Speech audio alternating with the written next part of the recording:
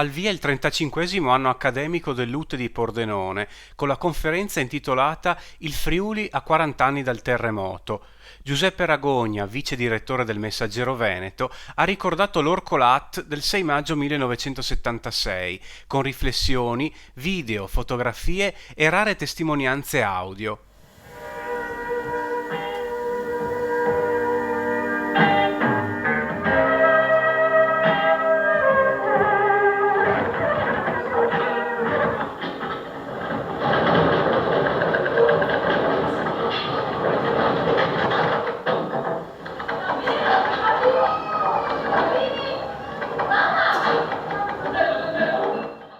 Io ero un ragazzo di 20 anni che studiava all'università e faceva un po' di politica in quel periodo.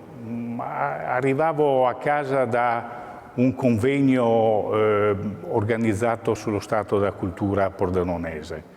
Ero ormai entrato in casa, mi stavo preparando alla cena, se non che c'è stata questa enorme scossa che ha preso tutti alla sprovvista e all'inizio magari non si pensava neanche a un terremoto perché non avevamo l'esperienza per dirlo. Io ero preoccupato magari della presenza della base americana ad Aviano, era un po' il periodo della guerra fredda ancora, era il periodo dei muri, noi eravamo una terra di caserme, la sentinella dei cosiddetti confini dell'est.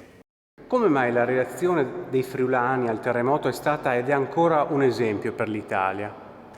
Perché è l'unico caso di ricostruzione avvenuta e quindi fa bene lo Stato che si era dimenticato del Friuli prima a ricordarsi del Friuli rinato, perché il modello Friuli va giustamente riconosciuto e va portato ad esempio, non so però se sia un modello replicabile da altre parti, perché lì dentro c'è il carattere di un popolo, c'è la storia, c'è anche un'epoca particolare, c'è tanta coesione sociale, ecco questa sì, e tanta partecipazione. Non so se troviamo queste caratteristiche nell'Italia di oggi, purtroppo. Appunto, parlando di padre David Maria Turoldo, come erano i friulani allora e come sono cambiati oggi?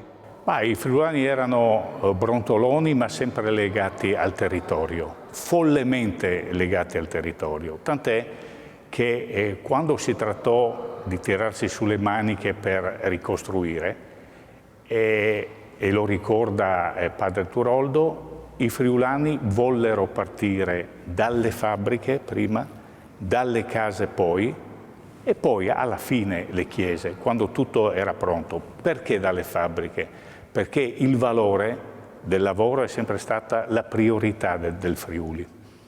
Come ricostruire oggi il tessuto sociale, prendendo esempio da quegli anni? Ecco, bisognerebbe partire da una forte coesione politica e purtroppo non è che si vedano tracce in prospettiva di questo, perché prima di tutto dovrebbe esserci il bene comune in tutti i partiti. La casacca viene dopo, bisogna pensare ai problemi.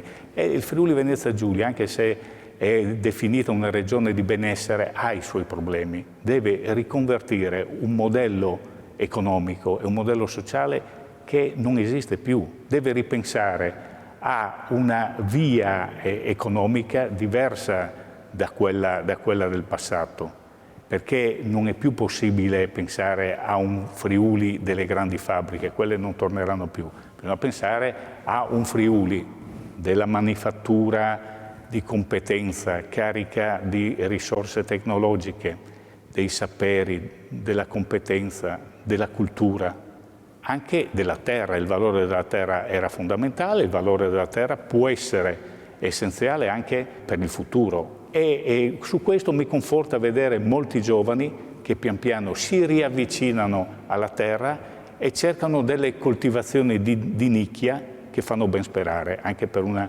agricoltura bio.